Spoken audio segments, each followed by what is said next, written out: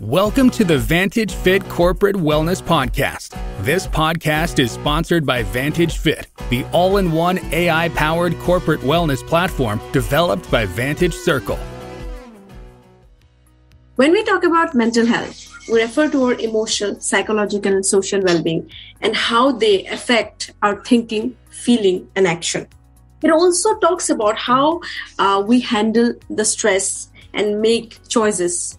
Mental health is very important at every stage of life, right from our childhoods to adulthood. Now, when we talk about poor mental health, we have to know that it is not same as mental illness. Both these terms, even though interchangeably used, are not on the same plane.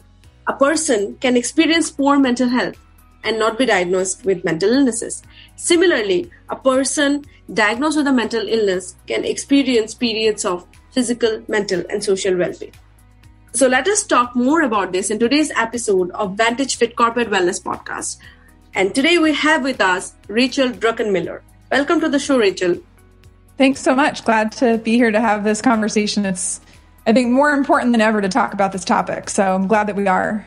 We are so glad to have you here. Thank you for your time. Yeah. As the CEO of Unmuted, a training and development company, Rachel is on a mission to ignite resilience, connection, engagement, and compassion in organizations, leaders, and teams. Recognized by the Daily Record as one of Maryland's top 100 women of 2022, Forbes as the next 1,000 honoree in 2021, the number one health promotion professional in the US by the Wellness Council of America in 2015, and 40 under 40 game changer in 2019, Rachel is a national thought leader in the field of employee engagement and well-being. She has facilitated nearly 300 virtual learning experiences since March 2020 as a keynote speaker, workshop facilitator, and leadership trainer. Rachel has spoken to leaders at a wide range of organizations, including Citizens Bank, Sherwin-Williams, the Federal Aviation Administration, the National Education Association, and the American Heart Association. Welcome to the show, Rachel, again. So let's begin with our first set of questions. So tell us about your journey in the area of mental wellness. So I've been in the well-being industry since 2007, and I've always had an interest in the topic of wellness. And initially when I started out, there wasn't a lot of talk about corporate wellness in 2007, and it generally centered around making sure people got flu shots and wearing pedometers and doing walking challenges and putting apples in the kitchen. That was sort of, the focus of corporate wellness at the time. And, I did all of those things, and my background's in psychology. And so what I started to notice as I was working with companies is I started to feel a sense that what we were doing in the name of wellness wasn't ultimately helping people, especially as corporations moved into doing incentive programs where they would say, if you complete these 5 things, you do this program, you show us you went to your doctor, we'll give you money toward your health insurance premium so that you can save money. And what I found is that people started to resent their wellness programs, which I sort of felt like was not the intent of a wellness program, would be something that causes people frustration. It just seemed counterintuitive to me. And so I started to shift my focus probably in 2013, 2014 to focus more on workplace culture overall and not just this programmatic element of wellness. And then in 2017, I burned out and got Epstein-Barr virus, which is an acute form of mono. And it was in the midst of that experience that I realized that I needed to talk about the mental and emotional side of wellness as much as I was talking about the physical side of things, even more so than I had been. And I started talking about burnout, and I started researching that, and I started to figure out that so many people were struggling with this, and that, managers and the negative interactions they have with their people and the way people felt undervalued and unappreciated and unseen and unheard, that was having a way more significant effect on people's well-being than whether or not they ate broccoli or got 10,000 steps a day. And so that was really what shifted things for me, was my own experience with my own mental health of completely burning out and recognizing that I needed to talk about this thing. And I got some pushback initially from my company of you're the wellness person. Why are you talking about burning out? And I was like, well, if I'm not talking about it, if I have all these skills and training and education and I'm still struggling with my mental health, well, obviously other people are too. And I am in a position to help them and to shift the narrative and to give attention to something that most people don't want to talk about because it's uncomfortable. And so that was really what shifted things for me. Like even I believe like people find it very difficult to talk about mental wellness, right? And most of the time we end up talking about physical fitness, how it is very important to stay physically fit, and mental health is often overlooked in this process, right? Yeah. Yes. Yeah. So how often do you think this mental health is overlooked over physical wellness? And do you think we should prioritize one over the other, or both are on the same plane? I mean, they're all connected, right? So when I think about the work I used to do, I'm a health coach, and I've gotten certified in culinary nutrition and learned a lot about the connection between gut health, digestive health, brain health, and our emotions. And so, a lot of people are negatively affecting their mental health by what they're putting in their body. If people are eating, and I don't say this out of judgment, I just say this out of fact and truth, that when people are eating heavily processed diets of food that are inflammatory, that are causing inflammation in the body, it causes inflammation in the brain as well. And when we shift our focus to eat more whole foods, more, there's different opinions on diet. I don't espouse any one diet. I just try to focus on Michael Pollan's advice of eat food, not too much, mostly plants.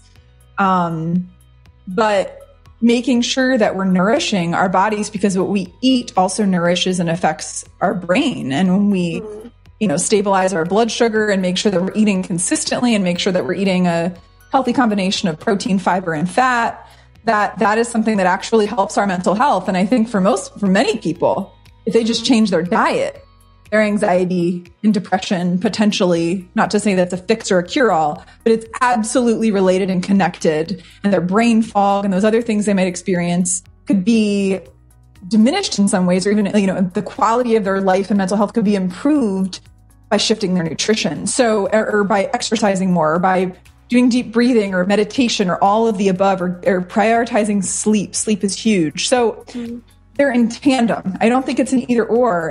And I don't even think I know that there's such a connection between mind and body that we need to focus on both of them. Both of them are important. But if people's mental health and emotional health is not okay, they don't care necessarily that they should eat better or move more or prioritize rest. So I think we've really got to get at those emotional, mental, and even relational aspects of well-being as a foundation for a lot of people.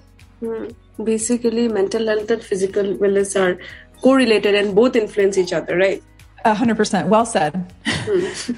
Okay, so when we're talking about like mental wellness, and so what do you think are the main factors that play a big role in a stable mental health condition?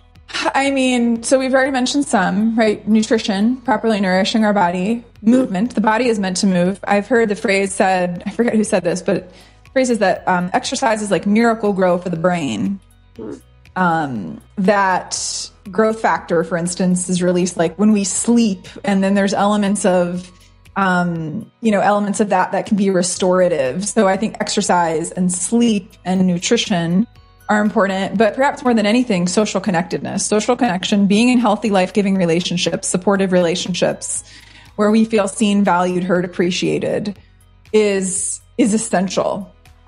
Social connection. We know that loneliness, there was a study done in 2015 that found that loneliness had a greater impact on people's risk of morbidity and mortality than smoking, air pollution, and obesity. So that loneliness was one of the predominant factors that contributes most significantly to the decline in people's overall health. And so social connection is essential. It's huge. Being able to have coping mechanisms and processes in place to process our emotions. I think a lot of people experience stressors and just internalize it and don't process it with anybody. So I'm a huge advocate of therapy, huge advocate of seeing a therapist. I happen to see a therapist who's called a somatic therapist, and somatic meaning connection to the body. So she's somebody who integrates both mind and body techniques and support. And I started seeing her after I was involved in a car accident. I was hit by a pickup truck while running 2 years ago and fractured my back and had some PTSD from that accident. And so she's been tremendous at helping me. I think our faith can play a big role, whatever someone's, having a grounded spiritual practice, connecting yourself to a higher power, being in a space of reflection and gratitude and choosing to live a life that's intentional and rooted in meaning and purpose. We know that those affect our well-being and mental health, and making time for play. I'm not saying any of this is easy. It's like, these aren't like a checklist you rattle off, but being mindful of, which of these areas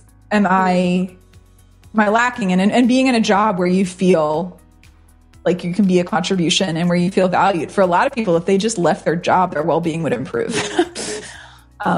Easier said than done, but it's every aspect of our lives contributes to and is affected by our mental health and vice versa. So when we are talking about factors, so let us talk more about the stress that people suffer like in their jobs, right? So which often leads to burnout. So basically known as workplace stress. So people these days, especially after the pandemic, the entire scenario, even the work culture has changed a lot, right? And with work from home and then coming back to offices, so it's getting very difficult for people to cope up, and especially with work from home, with people working alone all day, the situation of social isolation has pushed people into depression and anxiety, right? Yeah. So, and now as the offices are reopening, so employees are having a difficult time to cope up with the new changes. So tell me, what do you think can be done to calm the situation and to help employees deal with the current scenario? I think one of the things is for employers to acknowledge that this is really hard, and to know, a lot of the work that I do is training leaders and managers and helping them understand the grief process, and understanding that when we experience loss, and we've experienced loss at every level, right? Loss of normalcy, loss of freedom, loss of predictability, loss of consistency, loss of health, loss of life, perhaps loss of a job. And when we're experiencing those compounding losses, loss of safety, when we experience those compounding losses, it takes a toll on us. And I think a lot of people haven't even taken time to pause and just recognize and acknowledge that. And I think certain employers are like, all right, things are opening back up. Let's just get back into the office and proceed business as usual. Yes. No, the world and the people in it have fundamentally changed. Yes. We do not think the same. We are not living in the same bodies as we were 2 years ago, or the same brains as we were 2 years ago. We're not. And so I think for employers, for leaders to acknowledge and to say, hey, this has been a really hard time. Here's how I've struggled. Here's what helps me. And for leaders to create opportunities for their people to come together and connect and reflect and share. And that's what I do as a facilitator and speaker, is I bring, to groups of people, to employers. I create experiences virtually and in person. I do a lot virtually, where people can come together and feel less alone and feel validated and be equipped with skills and tools to help them cope and navigate difficult things, uncertainty and change and adversity more effectively. So I really think employers providing structures and vehicles and avenues for people to come together, get supported, and get upskilled in the area of coping.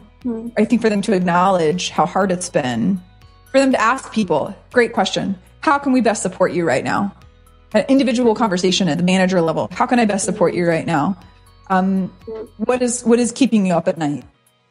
And really being focused as employers on appreciation and recognition of just the ways people have shown up despite homeschooling their kids and dealing with illness and being sick themselves, or, losing a loved one and not being able to go to the funeral. There's so many things people have experienced that they haven't let themselves fully feel.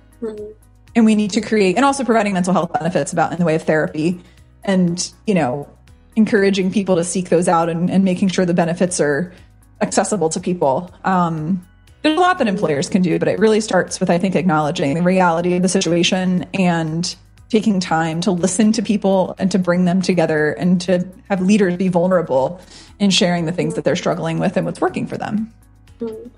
Exactly. And even I believe, if the people, like employees, have a supporting manager with whom they can share everything and open up to, I think that is what we all need at the moment. Yes, right? Agreed. Okay, so when we are talking about like having stable mental in the workplace, so tell me how important it is for the employees to have a good mental health in the workplace, and for the employers as well. How important it is for the employers to have their workforces in a good mental health condition. I mean, it's essential for so many things. It's essential for problem solving. It's essential for creativity, for innovation, for connection, for belonging, for inclusion.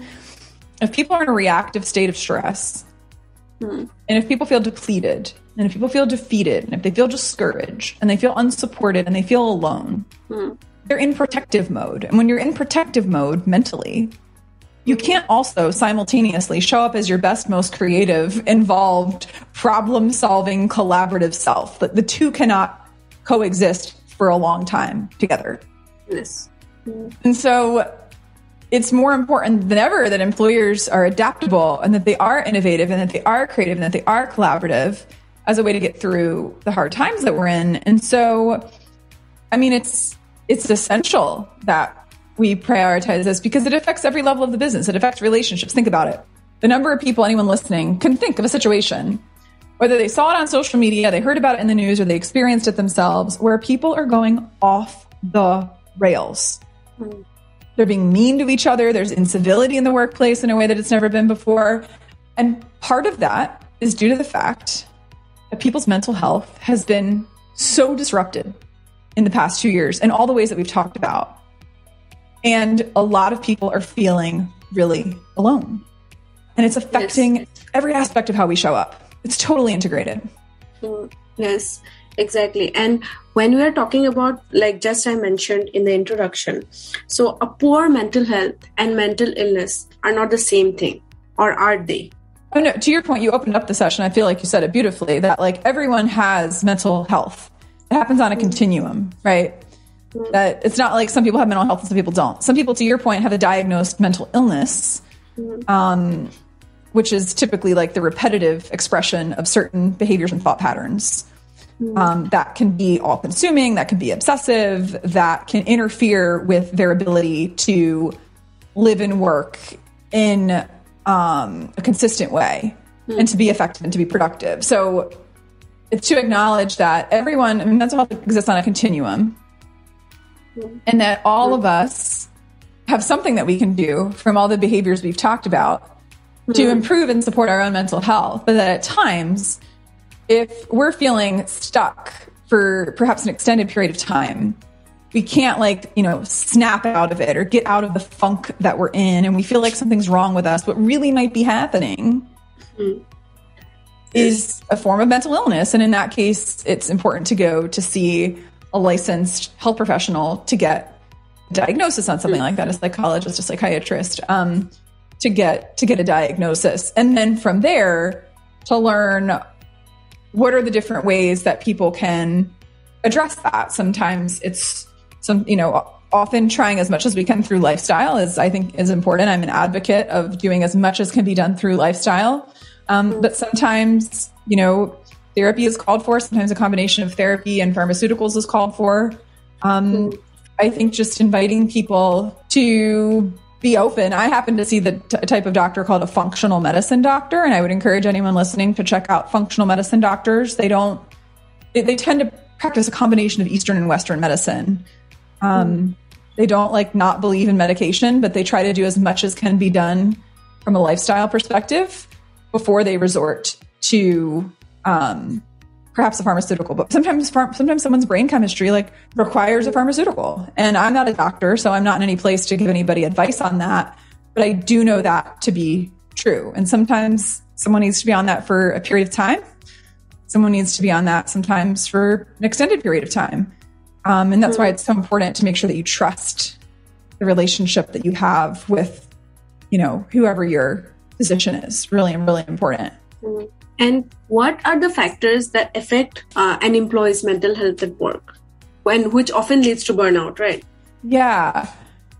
So, a number of things. A lack of role clarity, when somebody doesn't have clarity around, what they're supposed to be doing or who they're helping and why it matters. When people don't have clear structures in place for who to go to if they have questions or need support, when people are not given opportunities to do work that's meaning and life-giving to them, if people are just kind of going through the motions, it's easier to, end up in that place where you don't feel well mentally. I think dealing with toxic managers is a problem for a lot of people. When you have a manager who perhaps was really technically good at what they do and they get promoted to a position of leading people and they have no idea, no skills for how to manage or lead people, and then they don't know how to express empathy. They're lacking in their own self-awareness. So they're not regulating their emotions or their emotional responses properly. And then their stress is getting thrust on their employees, and then their employees are carrying that emotional weight, and they don't want to speak up because, they don't want to be the squeaky wheel, or they don't want to look like they can't handle it. And so I think a lot of what's affecting people's mental health at work is not feeling supported, not feeling clear about what they're supposed to be doing, not being resourced enough. So if people don't have the skills or the support network within the workplace to confidently get their job done, that's a source of stress.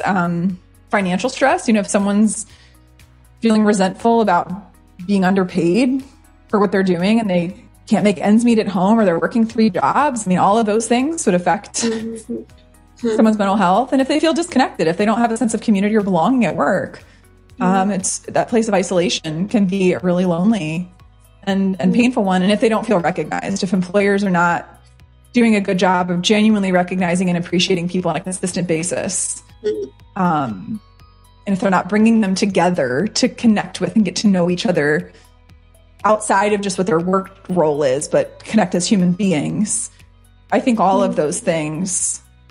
And out of all the points you mentioned, having a supportive manager is one of the most important things to sustain in a company, right? So if your manager or the leader who you look up to is not supportive enough, is always critical of your actions and work, then you do not, one doesn't get the motivation to work productively, right? So definitely it will lead to anxiety, depression, maybe sometimes panic attacks in the office itself, and always in a stress. So that is one of the biggest points, I also believe, which affects our mental health at work. And apart from that, I also believe that having a supportive and motivating colleagues is also very important, right? So community is essential at work. And a lot of times, I was reading something yesterday, I forget where I was reading it, was sharing that being in a community of supportive colleagues can in some cases be more, I forget where I read this in, but in some cases can be even more impactful than your boss, because you're not likely spending a lot of, depending on what your job is, people aren't necessarily spending a lot of time with their boss, but they're spending a lot of time with their colleagues. So if you like the people that you work with, you can have fun together and you get to know each other and you can joke around and you can support one another and you can check in on each other. That can sometimes offset a little bit of a boss that's not so great. But if you've got a toxic, critical, out of touch, narcissistic boss, it is really hard and not healthy to stay in positions like that. And by the way, whoever's listening, you're not going to change them. And it turns the entire workplace into a toxic one, right? Yeah, absolutely. It's when they say the fish stinks from the head down, you know what I mean? Or one poisoned apple can ruin the whole bunch. So it's if you're in a toxic environment, it's gonna have an impact on every aspect of who you are ultimately. And again, some people they leave a job or they ask for a change in their job, and that alone, them speaking up for themselves, is something that can fundamentally shift things and get them into a place of better mental health. And we just have to be willing, even if it's hard, to speak up and advocate for ourselves. Now, when we are talking about workplace and stress and employee wellness, what is your take on corporate wellness programs, and how do you think they can help with ensuring a good mental health for the employees? Yeah, I think they can, but I think and I know the nature of what you guys do too, and I know that you wanted to have this conversation because you care about having meaningful conversations. I became a little bit of a cynic around most workplace wellness programs because most of them were programmatic. They never addressed the management or the leadership. They simply gave people hoops to jump through to get trinkets and prizes. And they were not necessarily something that people felt genuinely excited about or interested in. It was just like a box they had to check. And so I'm a big advocate of integrating well-being into the overall strategy of an organization and inviting organizations to ask questions like every time they make a decision as a company, a major decision, is this decision going to elevate or undermine people's well-being? Like that should be, when we talk about a wellness program, I'm much more interested in how it affects the whole system as opposed to like a bunch of people did a walking challenge. That's great that people are walking. But you and I both know it's like the same people that consistently show up for that stuff. What about people that aren't showing up? You know, and how can we reach them? So I think anything that fosters a sense of social connection and that normalizes conversations around mental health and challenges that people are having, anything that makes people feel less alone, anything that fosters a sense of reflection and joy and elevated self-awareness and giving people skills and tools to cope and navigate stressful things better, and equipping leaders. I think it really starts with equipping leaders to understand and prioritize their own mental health so that when they see somebody slipping, like they can be more aware of it, they can notice it, and they can genuinely check in out of care. We have a long way to go. But you know, those are some of the things that I think come to mind for me, of not just having anything you do in the way of corporate wellness being a box check or a program. We have a wellness program, we have a portal and a website we're going to send people to, but really integrating into the overall strategy you have as an organization, because if people are not well, mentally, physically, emotionally, socially, at your organization, you're going to have reduced performance, you're going to have less innovation, you're going to have more unhappy clients, you're going to have more turnover, you're going to have lower morale, all of those things, which ultimately affects a company's financial performance. And so it matters so much. I believe what you mean is this corporate wellness programs are not implemented effectively, right? So a lot of the times they're not. Yes, there are loopholes in the implementation. So like if the companies, organizations change the strategy or adopt new strategies around them, so that they can be very fruitful, like for the well-being of the entire workforce, right? Yep. I do believe that. Great. So with this, we come to the end of the session. So tell us, do you have any other valuable suggestions for our listeners?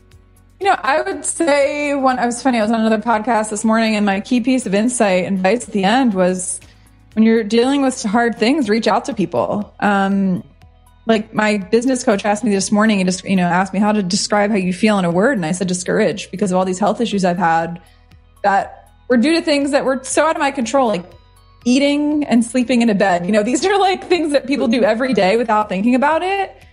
And I've just had these fluke things that have happened. And, I reached out to people. I mean, I was open with my husband. I cried to him and let him just kind of hold me and hug me. And then I texted a handful of friends and I asked for them to, my faith's really important to me. I asked them to pray for me. And, the business coach, I had a call with him this morning and just talked through some things. And he validated the fact that, we can feel both discouraged and abundant at the same time. And one doesn't have to negate the other. And, I reached out to my dentist and I'm seeing him this afternoon, and reached out to my therapist, and she's going to try to squeeze me in at the end of the week. And, so it's like being in that place of giving ourselves permission to feel what we feel without excusing it or diminishing it or negating it. Say, I'm feeling sad, or I'm feeling angry, or I'm feeling frustrated. Like, let yourself feel what you feel. Name it. Say, name it to tame it, something by Dan Siegel. And then connect to your community, connect to support, reach out, let people know that you're struggling, and tell them what you need for them to support you. Don't expect them to read your mind and reach out to you necessarily.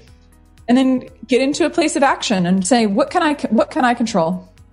I cannot control the fact that this stupid piece of rice cracked my tooth last night when I bit down on it. Or I can't control that I slept in uncomfortable hotel beds for 8 nights last week.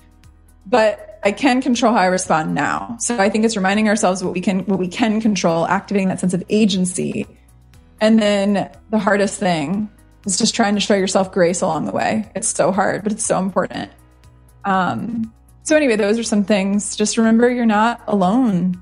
You don't have to be in a space of being alone. There are people that, if at least one person in your life, that if they knew you were struggling, they would want to know, and they would want to at least listen to you and validate your experience so that you feel less alone.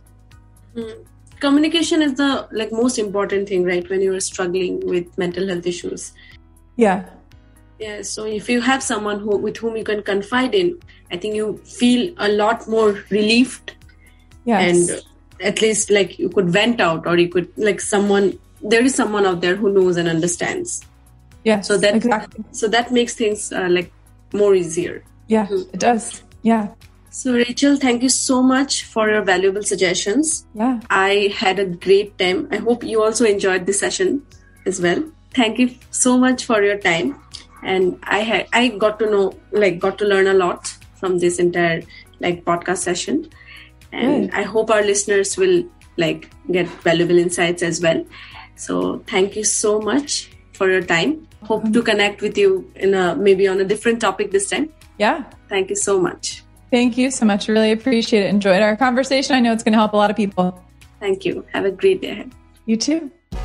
Thanks for listening to Vantage Fit Corporate Wellness Podcast. Please do subscribe to Vantage Fit Corporate Wellness Podcast on Apple Podcasts, Spotify, and our YouTube channel for new episodes.